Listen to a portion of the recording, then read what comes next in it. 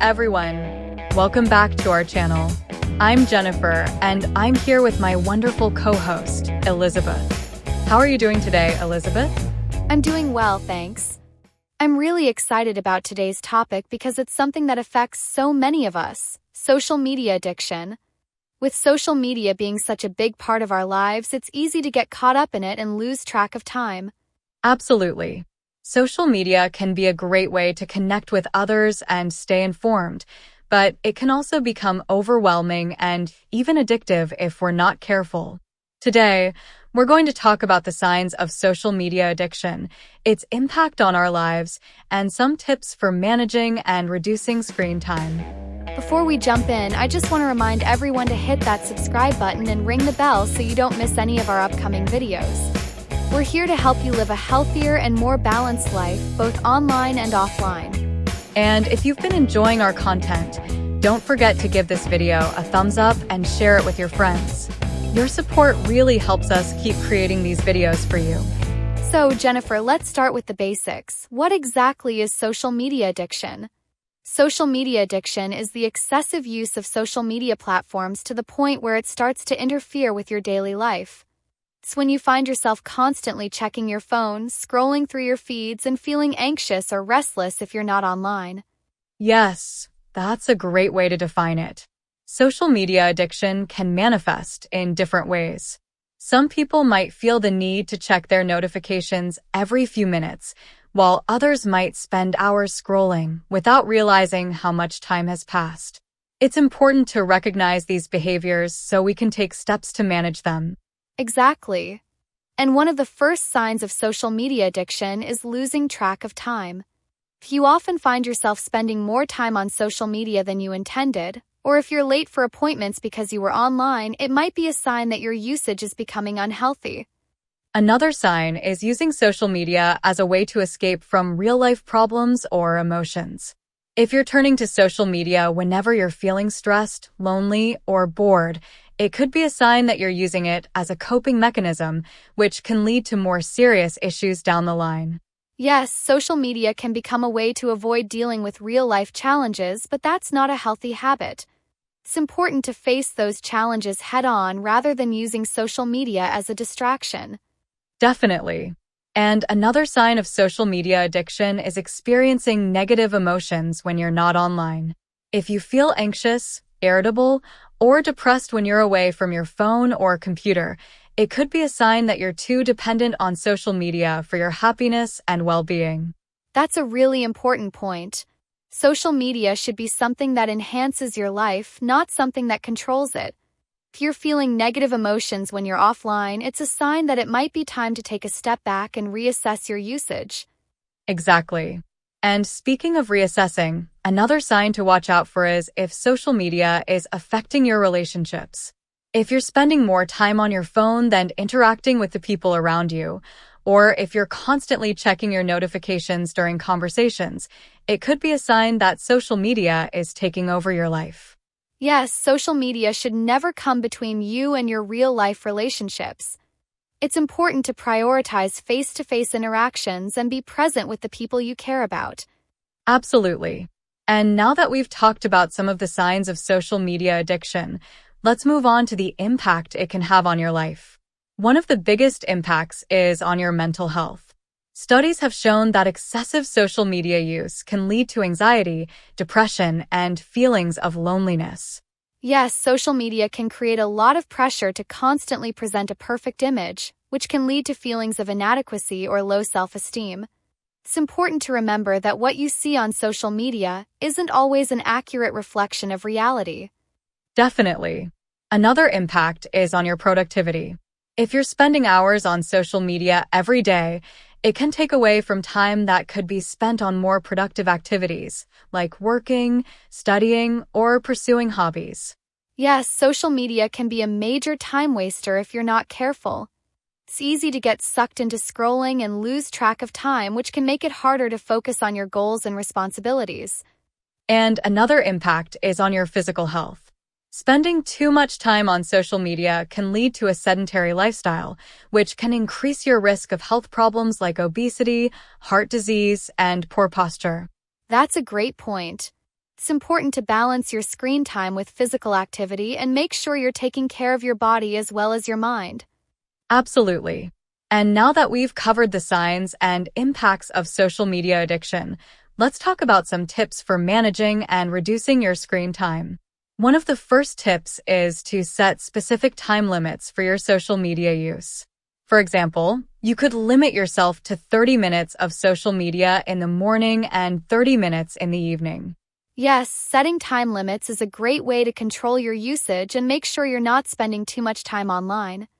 You can also use apps that track your screen time and send you reminders when you've reached your limit. Another tip is to turn off notifications. Notifications can be a big distraction and can pull you back into social media even when you weren't planning to use it. By turning off notifications, you can reduce the temptation to check your phone constantly. That's a great tip. Without notifications, you're in control of when you check your social media rather than being at the mercy of constant alerts. Exactly. And another tip is to create phone-free zones in your home or during certain activities. For example, you could make your bedroom or dining room a phone-free zone, or decide not to use your phone during meals or when spending time with family and friends. Yes, creating phone-free zones is a great way to be more present in the moment and focus on the people and activities around you. It also helps you create a healthier relationship with your devices. Definitely. And another tip is to find alternative activities to replace your social media time.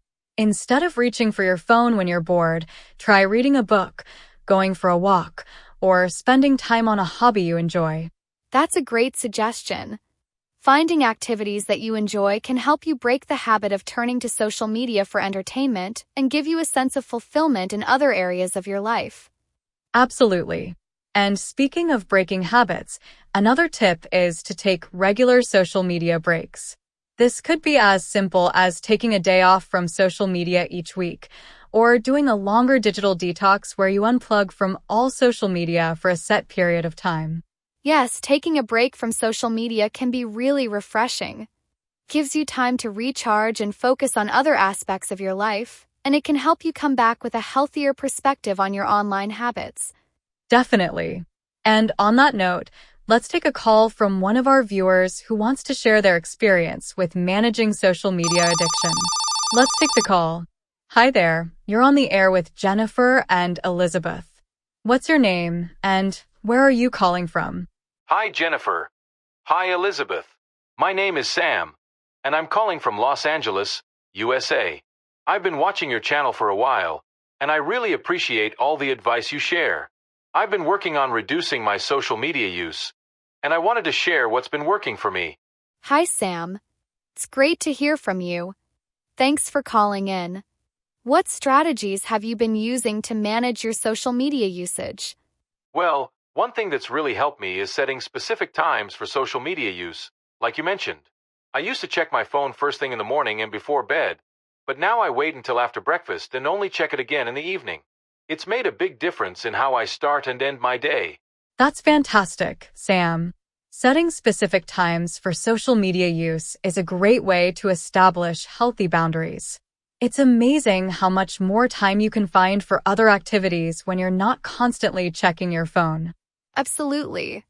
Sounds like you're taking all the right steps to create a healthier relationship with social media.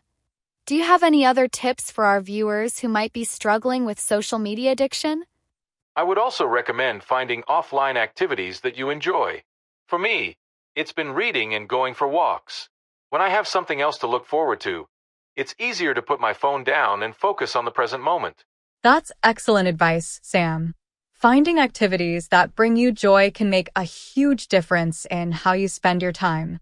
Thank you so much for sharing your experience with us. Yes, thank you, Sam. We really appreciate you calling in, and we're so glad to hear that you're making progress with your social media habits. Keep up the great work.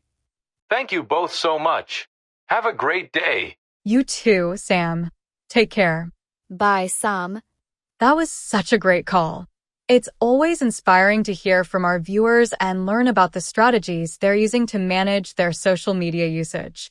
Yes, Sam's advice about setting specific times for social media and finding offline activities is so valuable. It's all about creating a balanced and healthy relationship with technology. Absolutely. So, let's move on to some more tips for managing social media addiction. Another effective strategy is to declutter your social media feeds. Unfollow accounts that don't add value to your life or that make you feel stressed or anxious. Instead, follow accounts that inspire you, make you happy, or help you learn something new. That's a great suggestion. Curating your social media feed to include only positive and uplifting content can make a big difference in how you feel when you're online. It helps you focus on the things that matter most to you. Definitely. And another tip is to be mindful of the time you spend online. Ask yourself if the time you're spending on social media is helping you achieve your goals or if it's just a way to pass the time. If it's the latter, consider using that time for something more meaningful. Yes, being mindful of your time is so important. It's easy to get caught up in scrolling, but by being more intentional about how you spend your time, you can make sure you're using social media in a way that aligns with your values and goals. Absolutely. And here's another tip: practice gratitude. Instead of comparing yourself to others on social media, focus on the things you're grateful for in your own life. This can help shift your mindset from one of comparison to one of appreciation. That's a powerful tip. Practicing gratitude helps you focus on the positive aspects of your life and reduces the pressure to keep up with the unrealistic standards often portrayed on social media. Definitely. And finally, a tip that's often overlooked: talk to someone about your social media habits. Whether it's a friend, family member, or a therapist, having someone to talk to about your struggles can help you gain perspective and find support as you work to reduce your usage. Yes, talking to someone can make a big difference. It's important to have a support system in place, and sometimes just sharing what you're going through can help you feel less alone and more motivated to make positive changes. Absolutely. And for our viewers, if you're enjoying this conversation and finding these tips helpful, make sure to like the video and share it with others. Your support really helps us continue to create content that helps you live a healthier and more balanced life. And don't forget to subscribe to our channel if you haven't already. We've got plenty more videos coming your way, covering everything from digital well-being to personal growth. So, before we wrap up, let's do a quick recap of today's tips. We talked about recognizing the signs of social media addiction, understanding its impact on your life, and setting specific time limits for your social media use. We also covered turning off notifications, creating phone-free zones, finding alternative activities, taking regular social media breaks, decluttering your feeds, being mindful of your time, practicing gratitude, and talking to someone about your habits. These tips will help you create a healthier relationship with social media and reduce the impact it has on your daily life. Remember, social media is a tool, and it's up to you to decide how you use it. Thank you so much for joining us today. Keep practicing these tips, stay mindful of your digital habits, and take control of your online experience. You're making great progress every day. We'll see you in the next video. Take care and stay balanced. Bye for now.